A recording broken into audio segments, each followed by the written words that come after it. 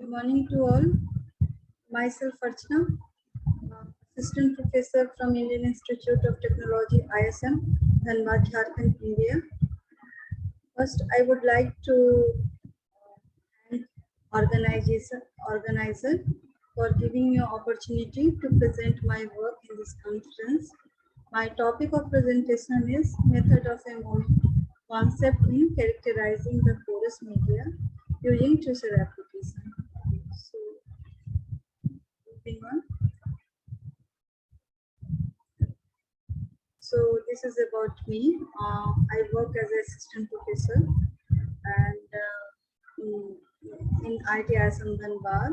I joined for last 10 years. I'm working with the organization and I have total 15 plus years of experience in teaching and software development. Previously, I was associated with the Wipro Technologies Bangalore, and my specialization is natural gas engineering, reservoir characterization, reservoir thermodynamics, and drilling. My future plan is to work in unconventional resources like CBM gas hydrate, and I want to explore the machine learning and AI also, and how it would be applied in oil and gas field. And I would be working on in future. My plan is to work in the reservoir modeling and simulation. So that was about me. Now moving to the today's presentation outline. So today I will be discussing the importance of a reservoir characterization and introduction of a tracer, and then method of a moment concept, experimental work done, result and discussions, conclusions and references. So reservoir characterization. So why it is important? So reservoir characterization is needed for estimating the result, and we would be doing checking the interaction of a rock and fluids, and we can identify the flow path during the reservoir characterization. So, and we can do the accurate modeling of a fluid flow through rock, and we can do the efficient reservoir management by doing the reservoir characterization and doing the efficient reservoir management. It maximizes the recovery of the natural resources like crude oil and gas. So what are the different techniques we do have for reservoir characterization? We have core analysis, we have well testing, we have well logging, we have seismic studies, and these are the well-known techniques. Apart from that, today we will be discussing the tracer analysis. So that is also one of the reservoir characterization technique where we can use this tracer analysis to characterize the reservoir qualitatively and quantitatively. You can use the reservoir. You can use this tracer application to identify the flow path, to identify the flow barrier, to identify the barrier, and you can identify the faults. You can determine the residual oil saturation. You can determine the swept pool volume. You can determine the permeability distribution. So it's very well-known technique, and which is being used to characterize the reservoir. These all techniques, if will these techniques will be used in combination, so it would give us more detailed view of the reservoir. This core analysis, well testing, well logging, seismic studies, tracer analysis would be combined together. It would give the more detailed way or to do this reservoir characterization. So where this tracer is applied, it is applied in oil and gas field. So it is applied in hydrology even, and it was first started being used in hydrology. Then after many years, it gets its use in oil and gas field, and it is being used in oil and gas field. It's more than 65 plus years it's has been being used. So what are the uses? So uses of tracer are versatile. It is widespread in oil and gas field. It is being used in POR, drilling, hydraulic fracturing production, and it is being considered as an indirect means of subsurface characterization, and its application in conventional as well as in unconventional oil and gas field. So what is tracer? The question arises, what is tracer? So tracer is a matter of material which will be carried along with the water or gas field. So tracer, it can be water tracer, gas tracer, it can be again active tracer, passive tracer. So that's the thing. So mostly used field tested tracer are chemical tracer, partitioning tracer, radioactive tracer, gas tracer, and there's a list. It keeps going. And but identifying the proper tracer for the specific reservoir, it's a very difficult task. And the tracer testing can be done using the single well tracer test or using the interval tracer test. So very important thing, identifying the suitable tracer, all screening criteria for selecting the suitable tracer. That's a very important thing. And if the selection is not made proper, then there is a chance, there is no uh, there is a chances of failing the work itself, because if it has been selected the wrong tracer, then that maybe we would not achieve the objective which has been defined in the work itself. So the selection is very much important. So this non-toxic environment friendly, it should be available, it should be affordable, then there should not be, it should be thermally stable, non-biodegradable, analysis should be very simple, it should be negligible presence in subsurface. So these are the things which is very much important. Now talking about the work. So interpretation of tracer, here it has been done using the analytical method. So analytical method of moment is being used, and we have used the conservative tracer, and the parameter which was determined was the swept volume, sweep efficiency, and tracer recovery. So then a parameter calculated based on the tracer response was residence time distribution RTT, and we can call this exit age distribution function, and then mean residence time. So using this RTT or exit age distribution function, which is called ET, we can using this empirical way, we can calculate the value of ET, and that is going to be very useful for the calculation of the other parameter. So ET would be calculated based on the concentration of a tracer at any time t, and then you require the volumetric rate, and then M. M is the total mass of a given tracer injected. And mean residence time calculation would be done using the ET. ET we have already calculated based on the concentration, flow rate, and mass injected. So this ET calculation done. Now we have done the TM calculation using this empirical formula, and then here it comes the experimental work. So using this is schematic diagram of fabricated flooding system, the experiment has been performed, and we can see it here. There is a syringe pump, and then there is a reservoir, there is a flooding system, and then there is a pressure monitoring devices has been connected. So this way it has been fabricated, and it is being used to perform the experiment. That adsorbent has been taken sandstone in our case, and tracer type was conservative.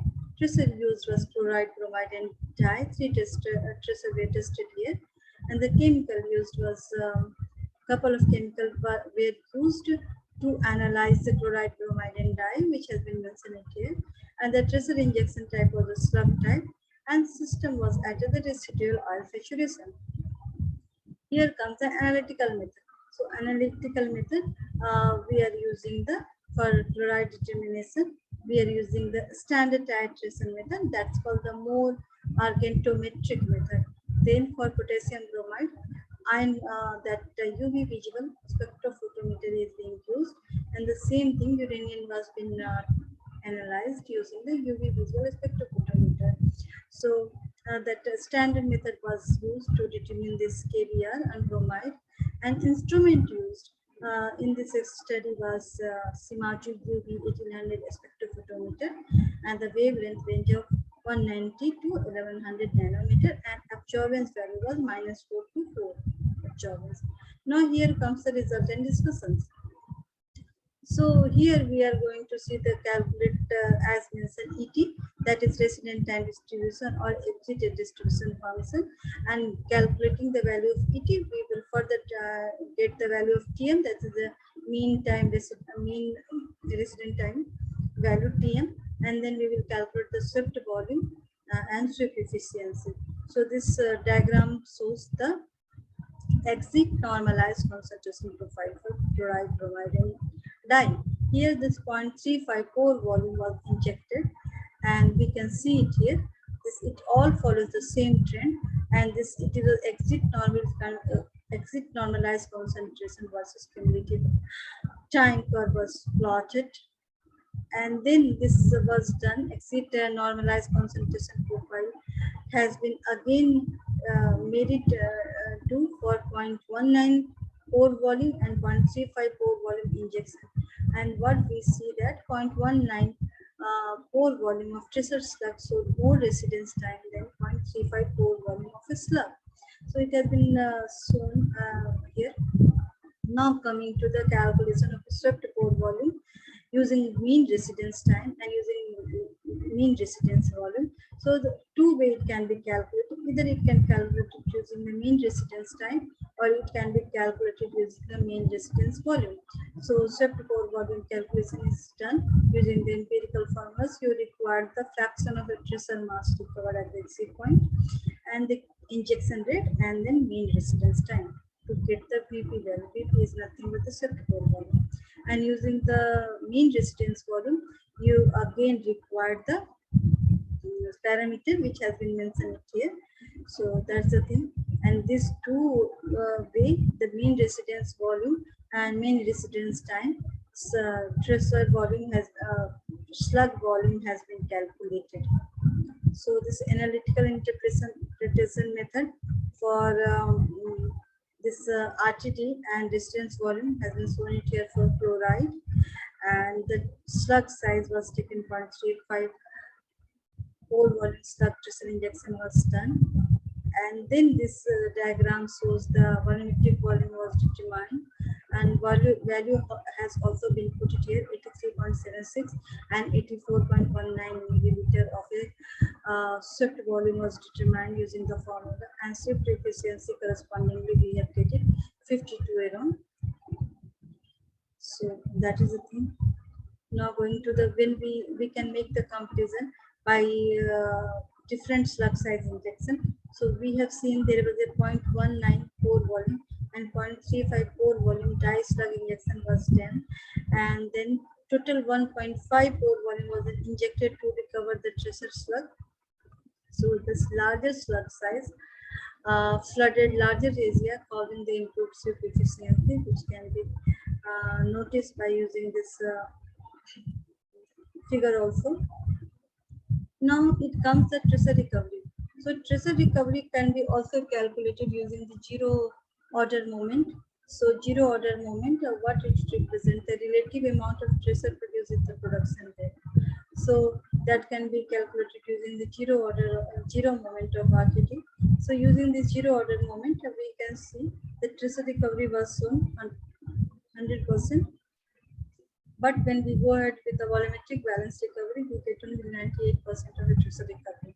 So this three tables shows the system other parameter like what is this amount of sand was taken, length of the pole holder, diameter, and bulk volume. Pore volume was 160, porosity of the system of 34.19, and then what was the initial saturation, and what initial oil in place, what was the initial oil saturation, remaining water saturation, oil phase what was taken, viscosity, and other parameter has been shown it here. And along with that, this residence time estimation parameter for the sandstone system was also shown here for three things: chloride, bromide, and dye. And here comes the lastly, we are discussing the flow capacity and storage capacity calculation. It estimates the value of F and phi curve is used to estimate the heterogeneity of the reservoir. So if the value, there is a parameter called the Lorentz coefficient LC, the value is 0, that means we will consider the system is completely homogeneous. But as the value that there is a limitation, LC value is taken 0.5. So if it is less than 0.5, we can take it as a homogeneous system, and if it is more than, it does deviate more than that 0.5, we can consider it as a heterogeneous system. So to check the arrangement of the system, this was done lab scale, we have done it. Okay, So this conservative, concept of a flow storage capacity was developed to determine the injection sweep efficiency in the layered media, and it gives the relative velocity of its layer media to its associated pore volume in a F5 diagram. So that was the thing. So based on this concept, this F and phi t values are determined from the below equation using the tracer test data. So you are seeing here you can see there is a ET, it is nothing but the exit distribution, C is the concentration. So that way we will calculate phi and F, and then there is a graphical representation for phi and F, and then it is done for chloride, bromide, and dye. So you can see the Lorentz coefficient value was determined, and it is a 0.38, 0.34, and 0.3, which comes below 0.5. So what it tells us this is the homogeneous system because it's less than 0.5. So what the conclusion we can make it after going through this all. So this here in current work, the comparative study of the tracer recovery using analytical method, zero order moment shows the almost 100% injected tracer were recovered at the production point, and the material balance shows it is more than 98% tracer was recovered. And then produced tracer data was interpreted to estimate the swept and volumetric sweep efficiency, and the chloride, bromide, and dye has shown the value with respect to 160, that is the pore volume. So out of 160 pore volume, this 52.35 milliliter was the swept volume was determined. And this lastly, the geometry of the system was determined using the XC curve, and this value of a Lorentz coefficient was estimated, and the values confirmed that homogeneity of the sand pack. And to do the work, these references have been taken. And thank you for your patience. Any question, I am ready to do. Thank you for